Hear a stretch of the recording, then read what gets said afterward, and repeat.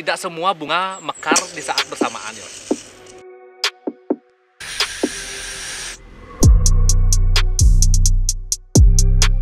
Lihat ya, nggak banyak orang bisa memanusiakan manusia, itu yang paling penting.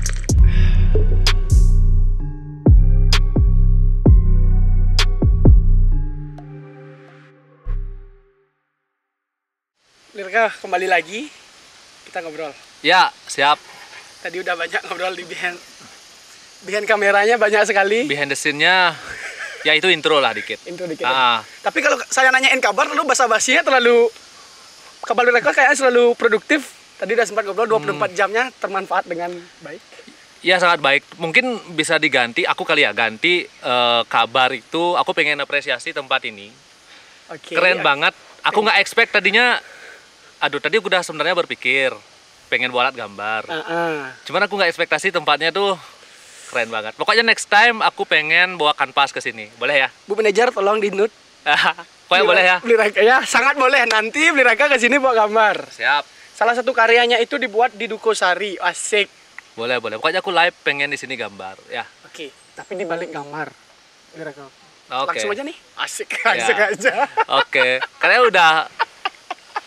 udah nggak sabar juga sih pengen bahas ke apa nih ya, topik yang pengen kita sekarang ini pengen kita share gitu kan. Share ke teman-teman, tentunya tetap edukasi. Jadi kan yang teman-teman ketahui akhir-akhir ini Lirka, penjualan di digital. Ekonomi digital lah kita ambil secara globalnya, ekonomi digital. Dan salah satunya yang viral akhir-akhir ini kan NFT itu Lirka. Ya. Oke. Tapi sebelum itu kan ada proses. Benar. Produk sebelum di-up di digital itu kan ada proses yang harus kita lalui kan. Iya. Proses itu kalau menurutku ya, proses itu penting banget buat teman-teman yang baru mau terjun, karena proses itu kalau diibaratkan sebuah bangunan adalah sebuah pondasi. Pondasi. Karena kalau kita udah benar buat pondasi sebuah bangunan, entah kamu mau buat tingkat ataupun kamu mau buat apa, itu kuat. Beda halnya kalau kamu asal-asalan buat, kalau di tingkat nanti dikembangkan menjadi apa, mungkin akan roboh. Ya. Sama halnya ketika kita berbisnis, kita benar harus berproses, kita harus awali mungkin pertama itu adalah dari cari tahu diri kita sendiri itu kuatnya di bidang apa, sukanya di bidang apa. Karena kalaupun konten digital kan banyak ada. Apakah graphic design, apakah lebih ke misalnya animasi atau apa. Kita tentukan dulu kita itu mau terjun di bidang apa. Kemudian kita harus lihat juga observasi pasar dan membuat roadmap-nya. Itu yang paling penting. Roadmap, skema jadinya ya? Skemanya, arahnya ini mau kemana? Oke. Kalau nggak kayak gitu kita jatuhnya itu FOMO. Jadi kita lihat orang lain misalnya jualan apa bagus, kita pindah haluan. Besok ada orang lain jualan apa bagus, kita pindah haluan. Padahal kalau yang namanya di era sekarang gitu ya, di era udah Web3 gitu, itu benar-benar udah semua hal yang berkaitan digital itu pasti akan sangat berguna. Karena semua usaha apapun ke depan itu memerlukan konten digital. Dan dari sekarang udah dimention ke depannya apapun konten digital itu sangat penting. Sangat-sangat penting. Dan itu memang kewajiban, kebutuhan lah. Udah kebutuhan itu. Ya, oke. Ya, karena kan kalau bisa aku share, mungkin ini agak jauh sedikit. Oke. Sebuah usaha atau bisnis zaman sekarang dengan sekarang dan dulu itu sangat berbeda gitu ya. Kalau dulu mungkin sebuah usaha harus memikirkan tempat, memikirkan staff segala macam kayak gitu. Nah kalau zaman sekarang itu nggak perlu. Kita hanya fokus bagaimana caranya kita membuat konten yang bagus di digital. Karena apa? Karena pintu masuk atau gerbang dari sebuah bisnis itu adalah di digital. Kita udah branding digitalnya, padahal kita misalnya kerja dari kamar kan itu bisa. Itu perbedaannya. Makanya sebuah konten digital itu sangat penting sekali sekarang. Banyak manfaat tentunya. Salah satunya kalau dijadikan portfolio juga bisa. Ya. Dijadikan untuk nilai tambah nanti kita ke depannya. Kalau kita sasar ke arah salah satu contoh konteks nyari investor gitu misalnya. Pasti ditanyain apa yang pernah kita lakukan. Ya. Nah, jadi itu yang terpenting dalam konteks kita sebelum dikomersilkan kan itu Kak Kargo. Ya, mungkin aku akan berbicara misalnya untuk orang-orang yang baru pengen terjun gitu ya. Ya, baru pengen karena terjun, memang concernku selama ini kan kepada orang-orang yang memang baru mau belajar. Oke. Nah, kalau aku harap sih sebisa mungkin orientasinya jangan uang dulu. Orientasinya jangan uang dulu. Karena Betul. kita dalam bentuk bisnis apapun itu reputasi itu sangat penting. Membangun reputasi itu penting, membangun kepercayaan itu sangat penting. Berarti reputasi yang dimaksud itu brandnya, branding, personal brandingnya. Salah satunya ya. Oke. Dalam artian gini, bagaimana caranya kita mau mematok harga, sedangkan orang lain belum percaya dengan kita. Oke. Belum percaya dengan kita. Jadi yang harus kita lakukan di awal, kita buat karya sebanyak mungkin, semaksimal yang kita bisa. Kita banyak kerjasama dengan orang, ketemu orang, sehingga dari brand satu dengan brand lain itu pasti nantinya punya followers kan. Followers ini akan melihat karya kita. Dari sana kemungkinan besar kalau karya kita memang maksimal, pasti akan nanya, oh ini siapa yang buat, segala macam. Oke, di sana nilai personal branding. Kita ikutin ritme dulu pelan-pelan sambil kayak tadi membangun reputasi. Kalau udah punya reputasi, punya portfolio yang bagus, kamu dicari nanti. Berarti nggak bisa ujuk-ujuk ngamar, karena sekarang platformnya yang lagi viral NFT, ngamar cet langsung di up, nggak bisa, nggak worth it lah ya. Mungkin untuk sustainable-nya nggak bisa ya. Sustainable-nya nggak bisa. Nggak bisa karena satu hal gini, kita paham bahwa kalau yang namanya gambar, jangankan kita berbicara Bali ya, kita berbicara misalnya Tegalalang ataupun Tapak Siring, itu aja kalau aku ambil contoh diriku sendiri, aku nggak ada apa-apanya.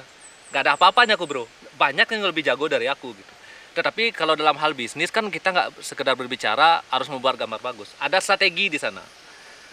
Ada strategi misalnya bagaimana membranding diri, bagaimana caranya misalnya kalau menjual NFT itu pakai platform apa, bagaimana triknya, cara membuat konsep, caption segala macam itu banyak gitu. Banyak, oke. Jadi nggak sekedar baru, nah, itu dah karakter yang saya lihat kemarin. Sampai ada hal unik yang terjadi setelah salah satu contoh Gozali itu viral, masa KTP diupload? Kan nah dikira segampang itu, NFT itu dikira segampang itu. Karena itu budaya tergesa-gesa ya, budaya gak sabaran, padahal dalam bentuk apapun itu penting observasi. Kita harus belajar dulu cari tahu NFT itu apa, terus bagaimana sebuah NFT itu bisa terjual, market apa aja yang bisa digunakan untuk menjual NFT, itu harus kita belajar. Harus belajar. Dan yang terpenting NFT itu harus berkomunitas, karena NFT itu besar dari komunitas. Kita harus berkoneksi, bersinergi dengan orang lain. Oke, misalnya seperti apa? Misalnya contoh dalam hal ini misalnya, aku datang ke suatu acara NFT. Udah pasti yang datang itu sebagian besar, kalau nggak orang yang pengen belajar NFT, berarti NFT entusias. NFT. Aku kenalan misalnya dengan orang, oh kamu jual NFT ya Raka? Oh iya. Oh mau dong saya koleksi NFT-mu gitu. Oh ya, akhirnya dari satu orang itu koleksi NFT saya. Kemudian dari dia kan pasti akan share juga. Aku beli NFT-nya Raka Jana nih. Kemudian orang lain juga lihat. Jadinya itu terkoneksi gitu. Beda halnya kalau kita jual gambar konvensional, itu kita bisa misalnya kayak di Instagram kita jual karya gitu kan bisa. Orang beli itu bisa. Nah, cuman kadang orang yang beli karya itu kan gak semua peruntukannya untuk dicetak gitu loh. Kalau kita jual gambar konvensional. Sedangkan kalau kita jual gambar untuk NFT, itu orang itu beli ada dua. Satu memang karena suka dikoleksi, kedua untuk investasi. Berarti ada investasinya? Ada dong, ada investasinya. Makanya penting banget kita harus pelajarin artisnya siapa, segala macam. Tetapi ada satu lagi faktor orang beli karena support. Di satu sisi aku jual NFT, tapi aku beli NFT juga dari karya teman-teman pemula. Aku beli juga karena bentuk aku support ke mereka gitu loh. Karena semakin besar marketnya, komunitas yang main, maka industri ini juga semakin besar dia.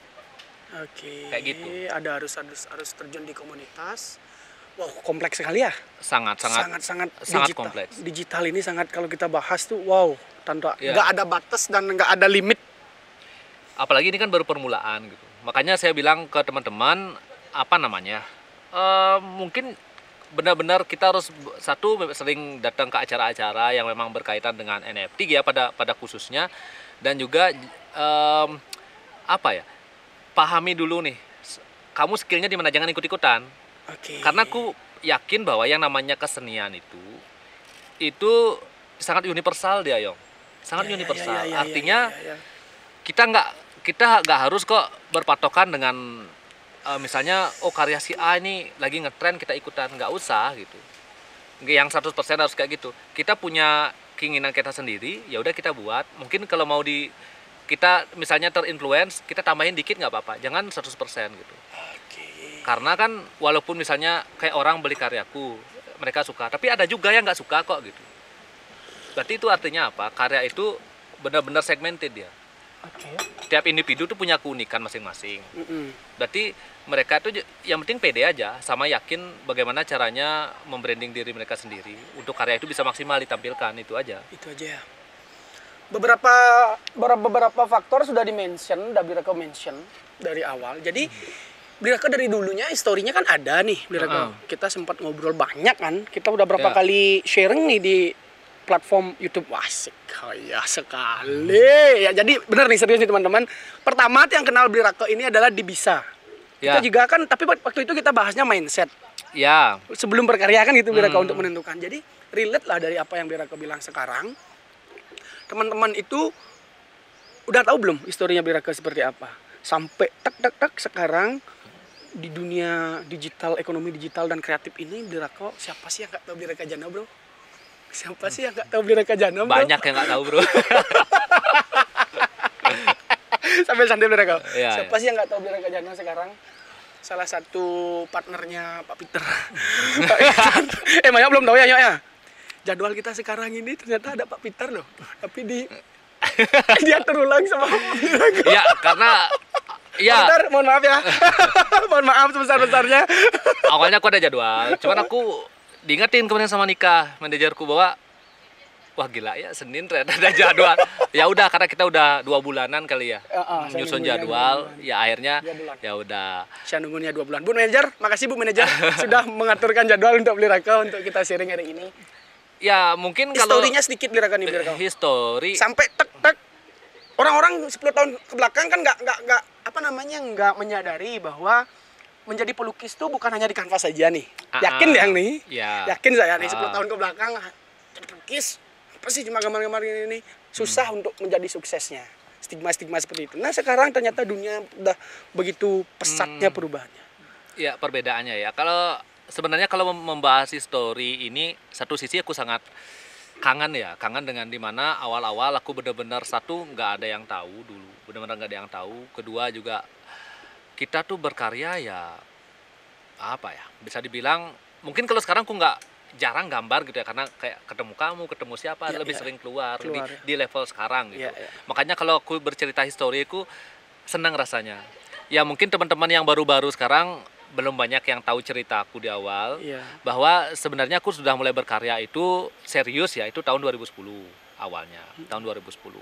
Benar yang kamu mention bahwa stigma dulu rasanya kalau kamu berkesenian, apalagi misalnya gambar, itu bukan hal yang bagus untuk dijadikan jalan hidup pada waktu itu. Karena jujur, aku awal-awal terjun ke industri kreatif khususnya di ilustrasi ya, itu juga ditentang dulu kan sama orang tuaku. Mau jadi apa sih sama saudaraku.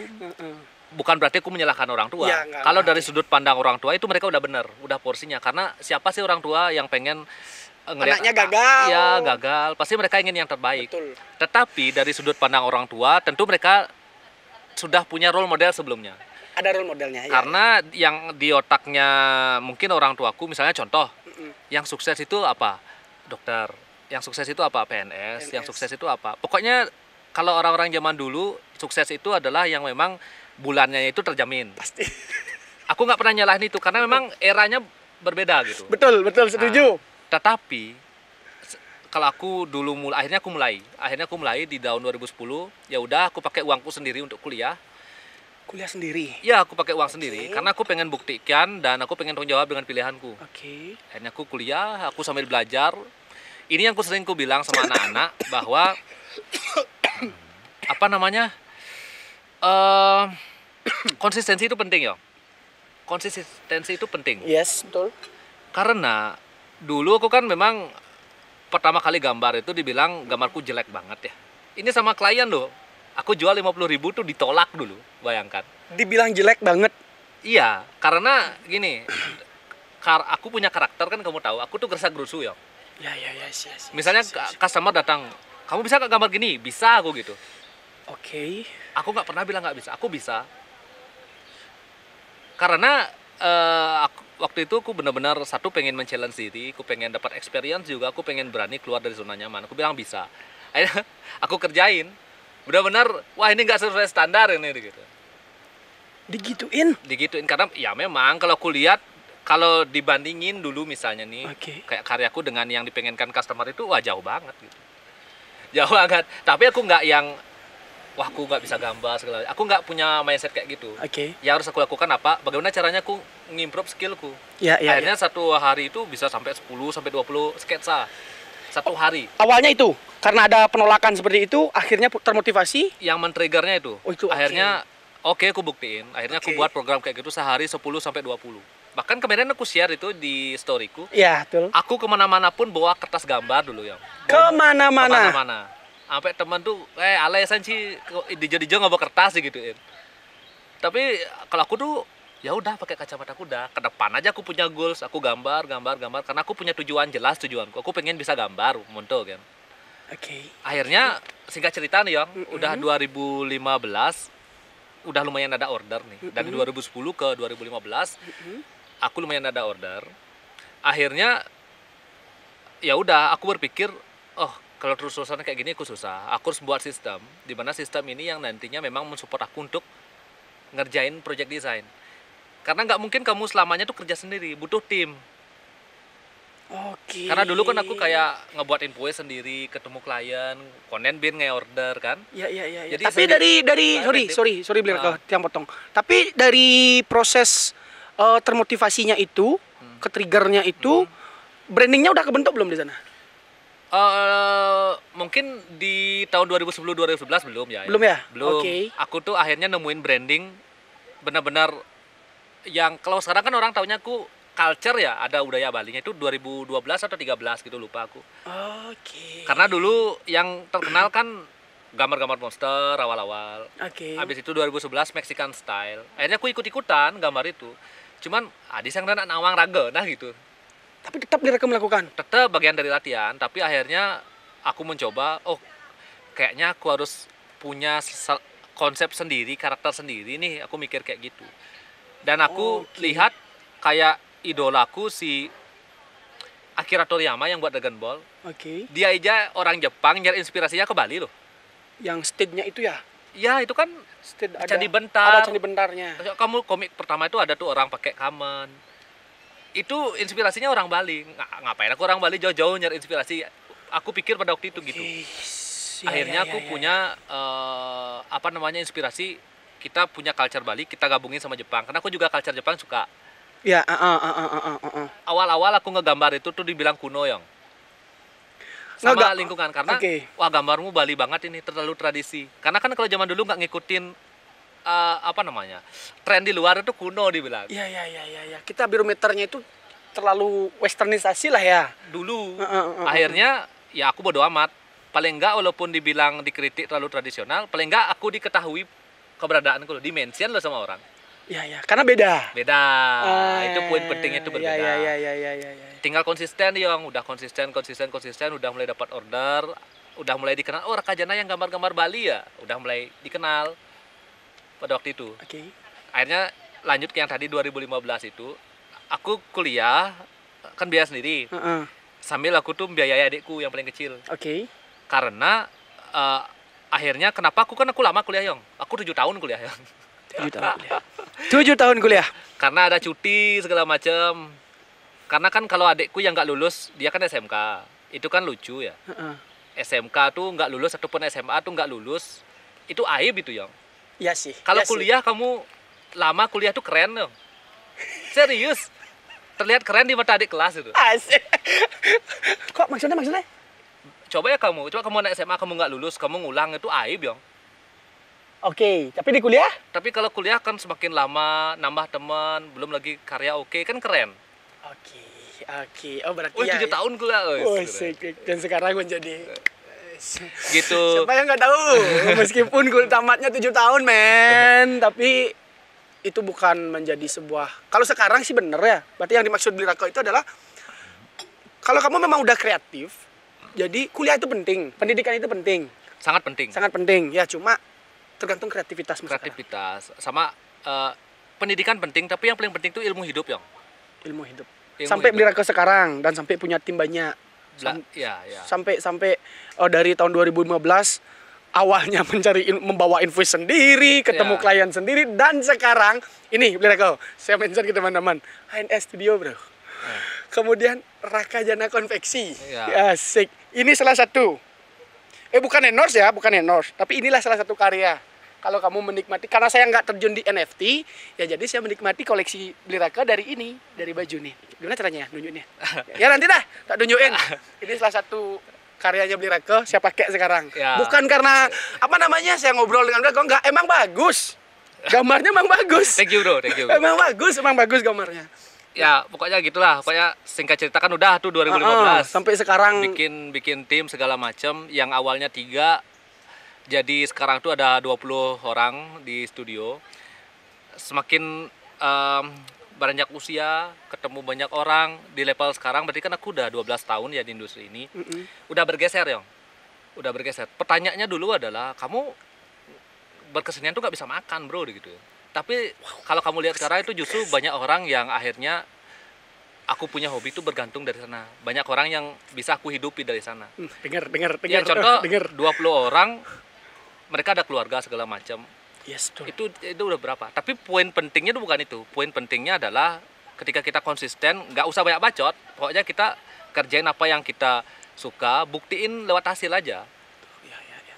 Dan sekarang coba kamu perhatikan ya, anak-anak muda sekarang, anak-anak SMP, anak SMA udah berani bilang cita-cita mau nanti mau jadi kayak ilustrator kayak Beli Raka gitu. Karena udah ada role model. Role model yang baru.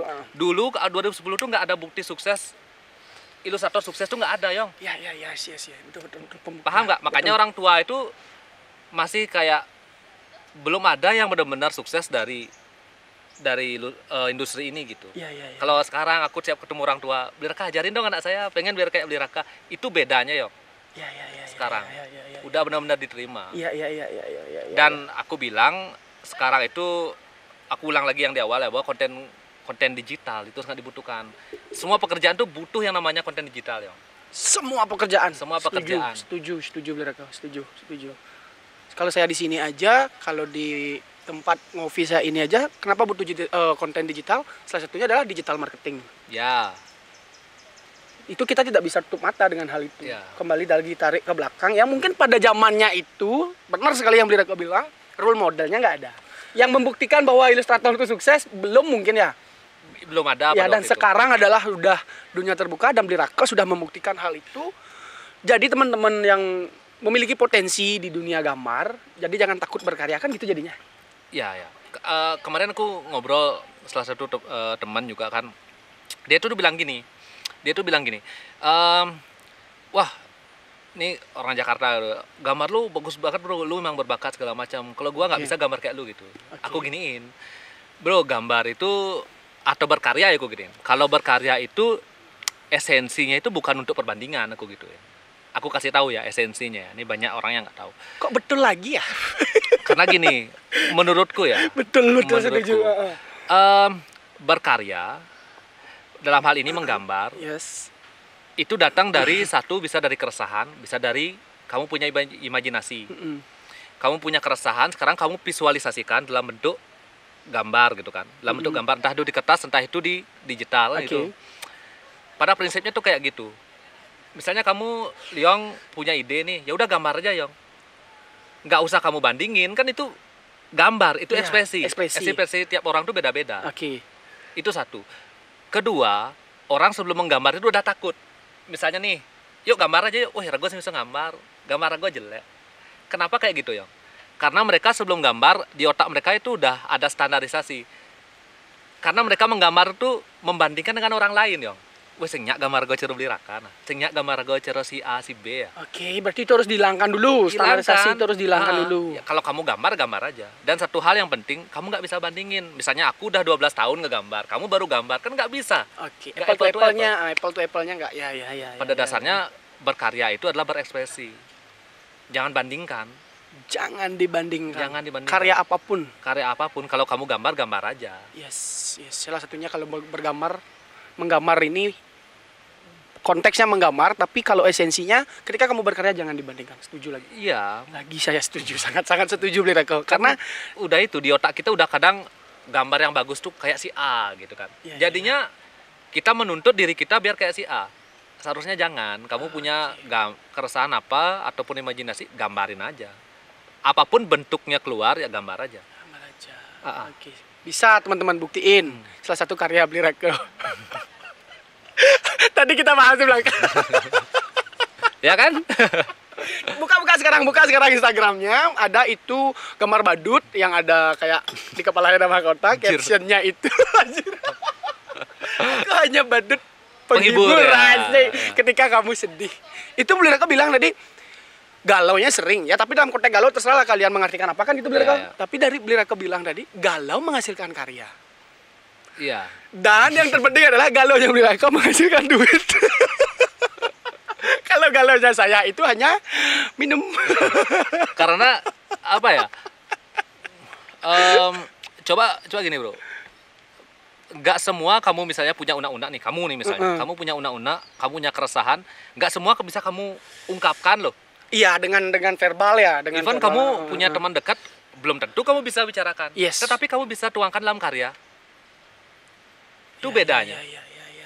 Tetap dengan konteks tadi, ketika mengeluarkan karya jangan membandingkan. Karena apapun kan itu ekspresinya. Ada dua ya, misalnya kamu berkarya, mungkin kamu pengen orang lain tahu story-nya. Tetapi satu sisi kamu berkarya karena pengen kamu share kamu punya unek-unek. Itu dua. Karena ibaratnya kayak di otak ini udah kayak apa ya? Udah kayak benang meput loh, udah kayak kamu semrawut di otak. Iya. Kamu urai dalam bentuk karya sekarang. Udah ada kayak itu, kayak udah stress release dibilang itu. Stress release. Itu gini tuh healingnya anak seni loh. Healing bestie. Healing bestie. Ini healingnya Beli Raka nih tetap ujung-ujungnya menghasilkan. Berdamage healingnya. Berdamage, galaunya berdamage juga. Oke, sampai di titik ini sekarang Beli Raka awalnya studionya di Supratman. Iya, Supratman. Ya, sekarang sampai udah ada studio dan tempat kerja di rumah dan kantor lah istilahnya, office lah istilahnya ya. Tadi aku kelupaan. Jadi buat teman-teman nih.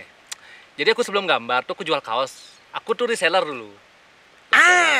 Di workshop yang lain sempat nggak Beli Raka ini ceritain? Mungkin nggak terlalu karena kan ilustrasi. Jadi aku itu dulu memang udah suka cari duit dari dulu, maksudnya berbisnis. Ada temanku punya brand, karena aku sekolah di SMA 6 dulu di Denpasar. Kebetulan teman-teman di sana udah pada bangun brand. Oke, di Seman saya? Enggak. SMA 1 Sanur. Oke. Habis itu ya udah kamu jual 100.000 gitu kan. Ya udah, boleh nggak aku harga 80.000 biar aku juga dapat profit dari sana. Akhirnya aku di desa aku jualin 100, aku dapat 20.000. Pelan-pelan akhirnya orang-orang tahu. Oh, kita nggak baju ini bisa, akhirnya buat baju kelas. Kemudian dari sana mulailah tuh yang dapat kayak tawaran desain baju plus desain. Yang tadinya kan reseller, bisa produksi aku. Bahkan tuh di awal aku bikin baju kena tipu yang siaran. Kena tipu, aku minjam uang, kan aku nggak tahu ya industrinya kayak apa. Aku minjam uang 1 juta nih. Habis itu aku buat baju, ongkos produksinya tuh 500.000 zaman dulu. Karena aku nggak tahu ya dibohong-bohongin lah. Akhirnya kayak gitu, ya singkatnya tuh kayak gitu. Makanya sekarang di HNS itu core bisnisnya tuh banyak. Salah satunya kan jasa desain. Jadi mencakup itu ada animasi, ada graphic design, ilustrasi, web design, kayak gitu. Satu lagi itu ada kantor beda manajemen, namanya Maitis T-shirt Factory. Nah, itu yang apa namanya kita ngejualin kaos juga. Karena konsep kita di HNS kan one stop shopping. Misalnya ini kayak perusahaan Bali Zoo pengen project dari kita kan. Jadi selain desain, kita bisa handle sekalian produksi kaos. Buat waterboom juga, buat yang lain kita kaos. Kemudian ada HNS Fashion nih, kaos yang kamu bikin. Teman-teman nggak usah ditunjukin. Kalau misalnya mau lihat, langsung ke studio, langsung beli. Ya kan, misalkan? Ya kan? Betul. Langsung aja Pak Siring. Ya, ini limited, biasanya cuma 12 kaos doang. Kalau udah selesai kita nggak repeat lagi. Nah, yang keempat itu kita mau bikin yang sekarang itu platform pendidikan, Yong. Kita mau bikin kampus. Tapi Blirako, gini Blirako. Ini sebenarnya karya Blirako dan pencapaian achievementnya Blirako itu sangat luar biasa, teman-teman. Sangat luar biasa. Tapi agar teman-teman tahu ya, struggle yang Blirako jalanin dan effortnya juga kan tidak semudah Blirako yang ngobrol di depan banyak orang, audiens itu Blirako ya. Jadi Blirako sekarang kan punya office yang seperti yang bilang. Sebelum nanti kita ke akademinya Blirako, ini sebuah mimpi yang sangat luar biasa, wise dan bijaksananya Blirako. Yang awalnya 2015 ketemu klien sendiri, buat invoice sendiri, memutuskan buat tim.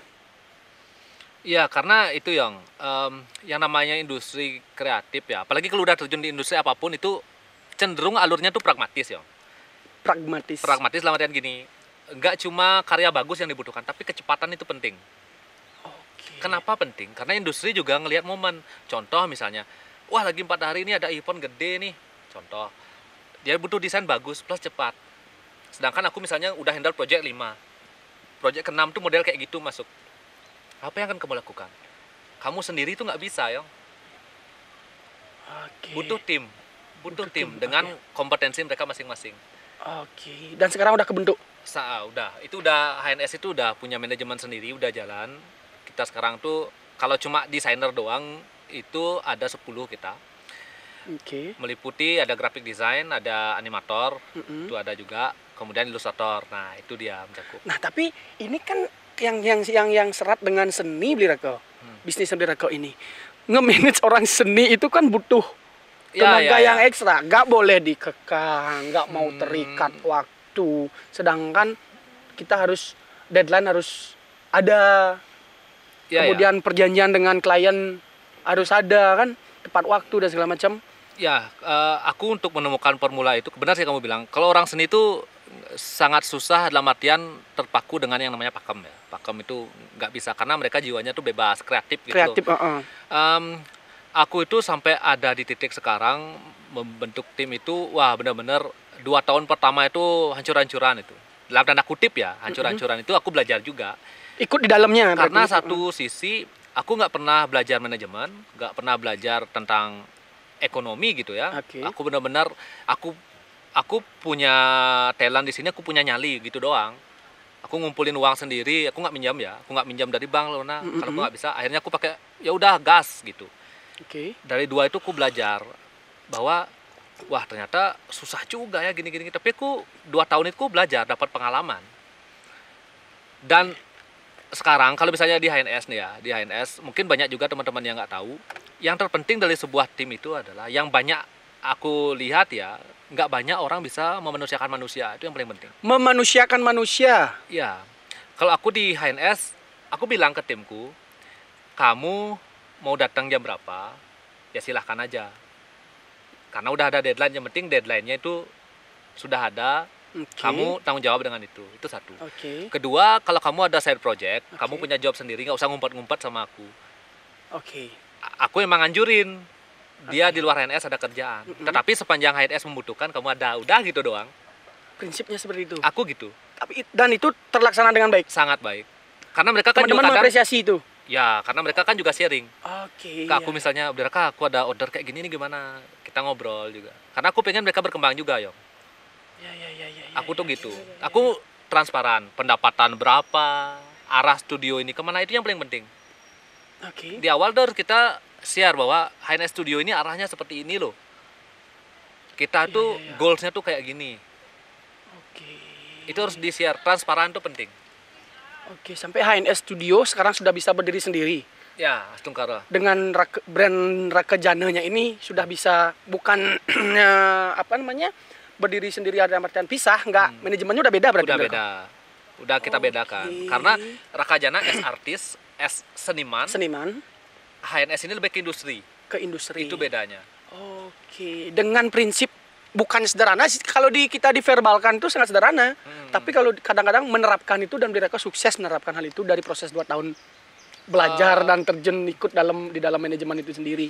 Ya tentu kan yang namanya bisnis berubah ya, terus berubah. Aku juga dan tim itu terus belajar karena kalau zaman sekarang itu apa ya, ada kalau apa ya, aku lupa kali ya. Adaptasi, kolaborasi, inovasi satu lagi. Adaptasi, kolaborasi, inovasi. Kalau adaptasi kan jelas yang abadi itu adalah perubahan. Perubahan. Kedua, kolaborasi kayak kita sekarang ini salah satu bentuk kolaborasi. Kolaborasi. Artinya kita jangan saingan gitu loh, maksudnya kolaborasi kita. Yang ketiga itu kan inovasi, itu penting. Ya. Bahwa di sanalah seninya kita berbisnis ya. Kita nggak bisa atau memakai pakem-pakem yang memang sudah kita gunakan sebelumnya. Yes. Kita harus terus nih, apa nih ke depan improve terus apa yang akan kita keluarkan gitu. Ya. Adaptasi, kolaborasi, inovasi itu tolong dicatat dari pembahasan Blirako itu semua sudah tersampaikan.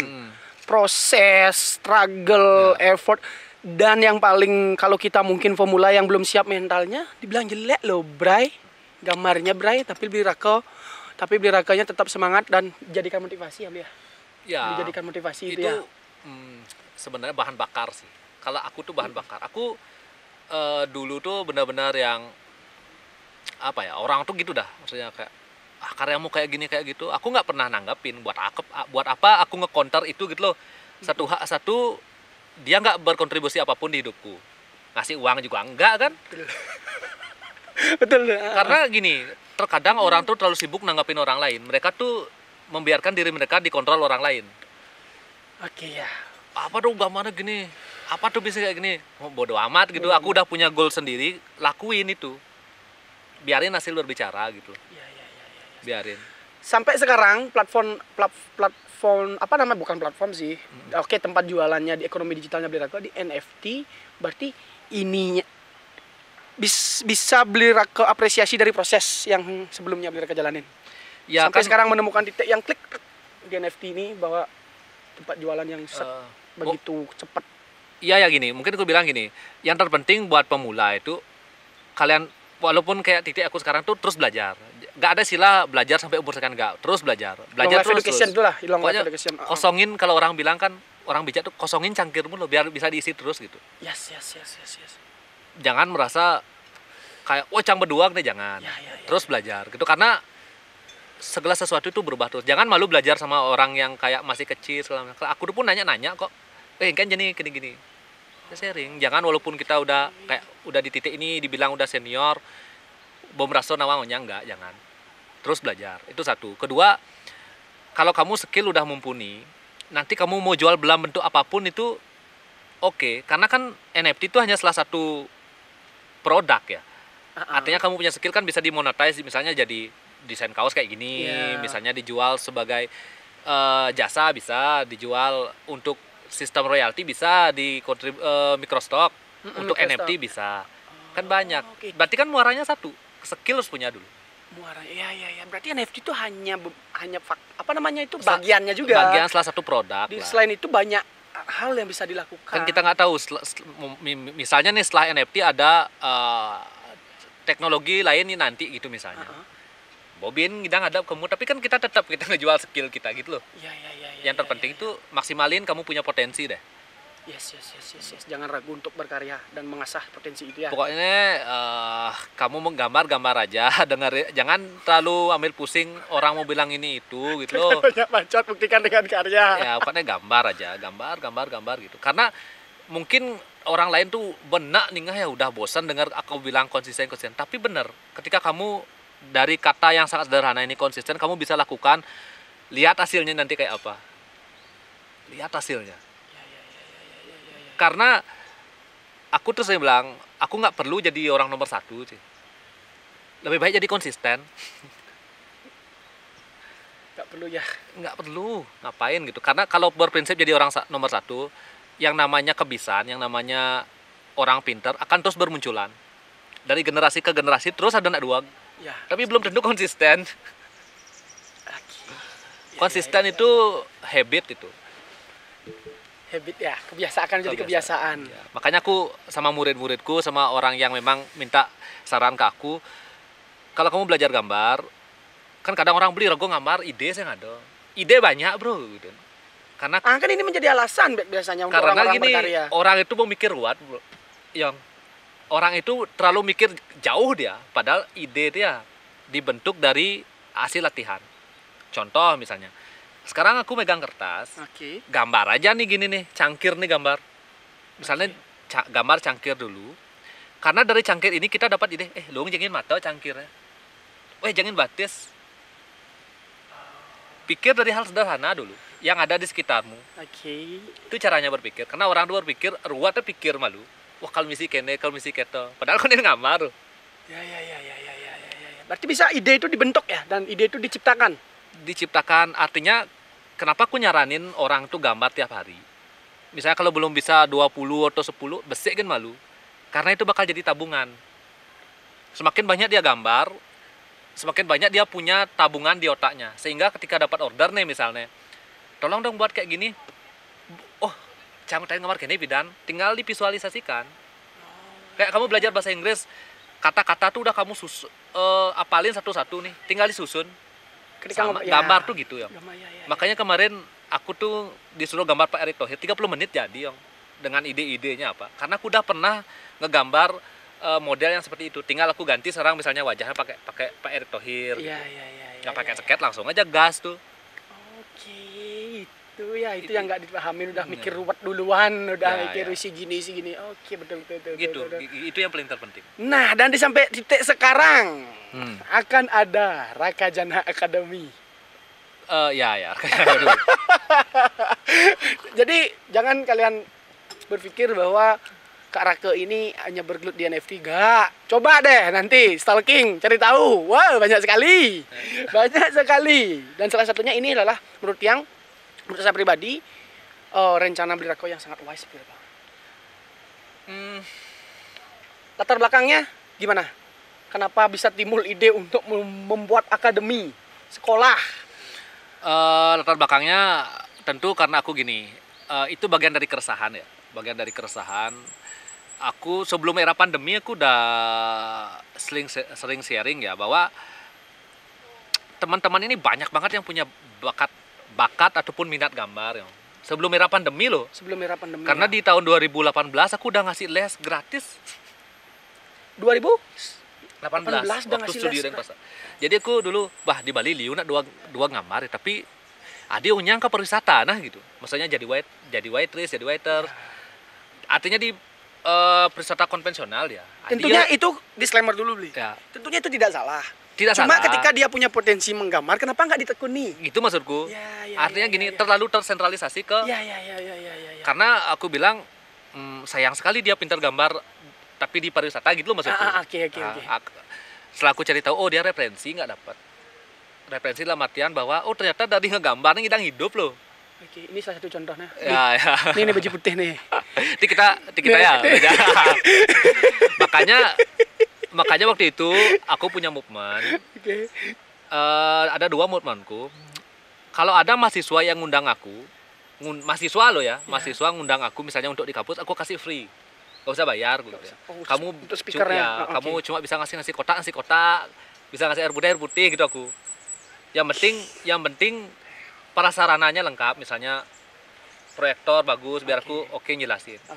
Yang kedua movementku adalah aku ngundang orang-orang yang pengen belajar ke studioku. Dia setiap hari itu 5 yang orang-orang berbeda 5 gitu. Sampai aku nggak kuat tuh, sakit aku. Akhirnya aku berhentiin itu karena aku sendiri dulu.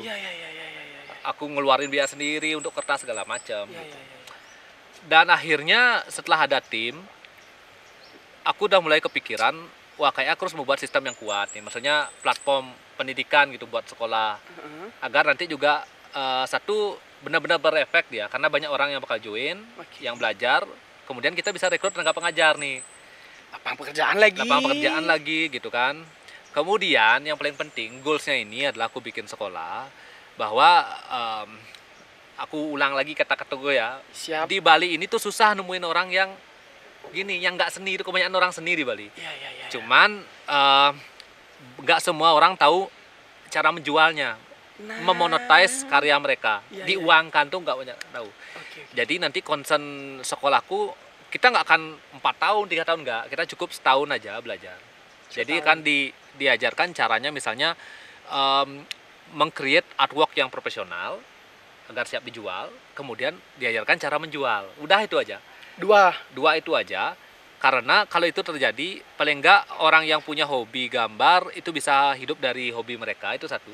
Syukur-syukur bisa buka studio juga, sehingga bisa buka lapangan kerja untuk orang lain. Ya kan industri kita nggak semuanya tersentralisasi ke pariwisata konvensional.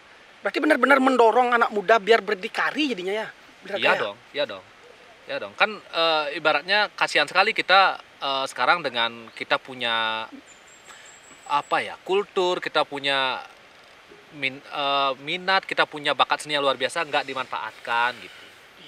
Itu goalsnya. Nanti juga bakal banyak ada jurusan ya tentang NFT, tentang ilustrasi, graphic design, animasi semua. Dan itu aku minta doa ke teman-teman juga. Itu kan kita bangun gedung yang memang terintegrasi nanti. Di sana tuh bakal tentu ada kampusnya, ada galeri yang bisa digunakan oleh komunitas. Kemudian bakal ada galeri NFT juga.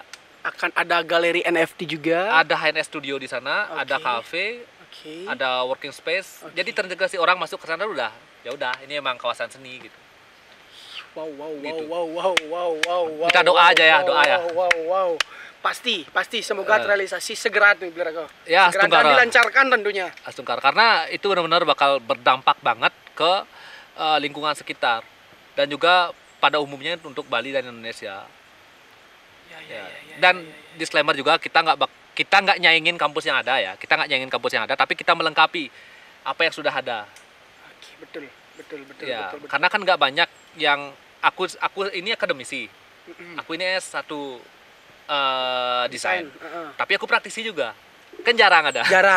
Makanya aku pengen ngebuat platform itu memang dari sudut pandang dua ini. Kalau biasa kan akademisi aja, praktisi aja. Tapi aku coba gabungin dari sisi praktisi, aku pelaku, tapi aku juga akademis juga gitu. Gitu sebenarnya. Dari cerita kita yang sangat luar biasa tadi sampai rencana yang sangat begitu besar dari Bliraka, ada akademi. Tentunya saya berdoa agar lancar Bliraka dan cepat terrealisasi. Ya. Apapun rencananya Bliraka yang bilang tadi itu sangat luar biasa menurut Yang, dan itu akan berdampak luar biasa untuk generasi berikutnya. Dan tidak memutuskan semangat mereka dalam berkarya, kan gitu yang penting. Nggak takut. Nah, sama juga prinsip yang di awal ini Bliraka. Ini anak-anak nih tanya nih. Saya ingin nge-spread energi. Ayo berkarya, whatever itu, entah kamu senang gambar, senang menggambar, senang menjahitan, apapun itu tidak jelek. Tolong tekuni, pasti akan ada hasil nanti. Apalagi sekarang dunia digital, kan gitu. Makanya tadi aku bilang satu kata ajaib yang mungkin berdampingan gitu, tapi nggak dilakukan. Konsisten, itu udah.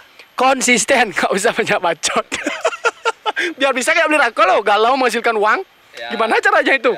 Ternyata tadi ngobrol punchline-nya ke sana. Tak walek nih. Bliraka pernah nggak galau gara-gara cewek? Ternyata galaunya menghasilkan uang tiap hari. Nah, gua galaunya melihara. Tapi kan itu membantu dagang arak juga kan? Ya, betul kan, juga. Perputaran ekonomi juga. Oke, Bliraka. Jadi sebelum produk itu dikomersilkan, sekali lagi itu yang ingin saya secara pribadi tolong sampaikan ke teman-teman apa yang harus dilakukan sebelum pembicaraan kita saya close. Dan Oke. Jadi biar nggak gampang-gampang baru melihat Bliraka ada betul halo kadarnya. Ya gini, mungkin aku rangkum sebelum kita mengakhiri diskusi yang sangat asik ini ya. Nggak kerasa kan? Tempatnya keren loh, Duko Sari top. Thank you. Jadi gini, satu hal gitu ya, satu jangan membandingkan. Boleh termotivasi tapi jangan terlalu membandingkan, karena tiap orang tuh punya garis masing-masing. Satu, pelajari dulu kamu kuatnya di bidang mana gitu kan. Kalau graphic design, kalau ilustrasi gitu. Kedua, cari apa yang pengen mau kamu tekuni. Nah, kedua, kalau udah dapat itu, buat konsep atau gininya juga roadmapnya. Skema ya? Ya, dalam misalnya satu tahun ini kamu ngapain? Dalam 2 tahun mau ngapain? 5 tahun. Jadi ada kita punya progres jangka pendek, menengah, panjang kan gitu. Betul. Nah, itu harus dicatat. Jangan cuma dipikirin, dicatat. Karena aku sendiri aku catat. Target harus ada target. Kemudian sisanya itu adalah tinggal konsisten aja kalau menurutku. Konsisten. Sisanya itu adalah konsisten dan jangan terpengaruh dan terintimidasi oleh orang lain. Betul. Itu gampang banget, itu bicara masalah mindset dan mental. Karena jadi padahal ini udah bikin skema bagus nih, Yong. Padahal kita udah bikin skema bagus nih. Bikin skema bagus, kita udah bagus, fokus ke depan. Ada timpal sukses misalnya, contoh, dia jual desain segitu, wah nih kita loh ngasan belok. Padahal itu sebenarnya masalah waktu aja. Kamu juga akan menemukan kok nanti, cuma ada satu quote ya. Tidak semua bunga mekar di saat bersamaan, ya. Makanya fokus aja gitu. Oke, ya. Gudangnya quotes, pintar ilustrasi, pintar gambar. Nih Kak, pintar ngerayu nggak ini beli raganya?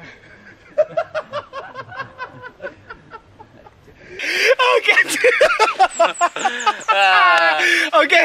Jadi itu sudah disampaikan sama Berakel, konsisten kunci terpenting, fokus sama buat skemanya nanti kalian mau apa. Sekali lagi thank you loh Kak. Satu lagi. Silakan. Oke. Kalau mau bingung datang aja ke HNS, kita itu terbuka, mau sharing-sharing. Nggak mesti kok HNS tuh belanja ya, pokoknya sharing-sharing gitu. Jadi teman-teman yang ingin melakukan pertanyaan mungkin ke Berakel datang aja langsung HNS di tempat Siring. Itu setelah pasar, kalau dari arah Tirtempul ya, selatan pasar. Selatan pasar kiri jalan. Datang aja. Kak Raganya sungguh humble dan lucu imut. Kalau misalnya nggak ada aku kan ada tim nanti. Ada tim. Tim juga udah aku kasih tahu kalau ada orang tuh pasti dilayani gitu, mau apa gitu ngobrol. Asalkan nanti memang di chat aja ke HNS-nya, akun HNS-nya. Follow tuh HNS Studio. HNS Studio ada nomornya nanti. Ada nomornya juga. Nanti kan udah. Kalau udah gini pasti nanti diarahin jam berapa gitu. Oke. Kita ngobrol-ngobrol lah. Seperti itu teman-teman, jangan ragu untuk berkarya. Sekali lagi thank you loh Kak. Ya. Udah datang. Ditunggu nanti berkarya di Dukosari. Iya serius, aku mau bawa kanvas ke sini. Gas kan? Bener-bener nggak ekspektasi, tempatnya tuh keren banget ya. Karena aku juga suka suasana alam kan. Keren banget. Ya pokoknya aku bawa kanvas nanti ke sini. Kapanpun saya ready. Oke, siap. Tolong diaturkan jadwal. Manika, tolong diaturkan jadwal. Siap. Thank you. Thank you Kak. Jaga kesehatan. Tetap produktif. Salam sama tim HNS. Ya itu kewajiban produktif ya. Thank you pokoknya udah di-invite, akhirnya bisa ngobrol di sini. Thank you juga buat tim semua. Pokoknya kopi nejan, tongosnya lung pokoknya. Teman-teman harus datang ke sini. Yes. Ya. Thank you Kak. Sip. Oke, sampai ketemu di sesi berikutnya. Thank you. Bye.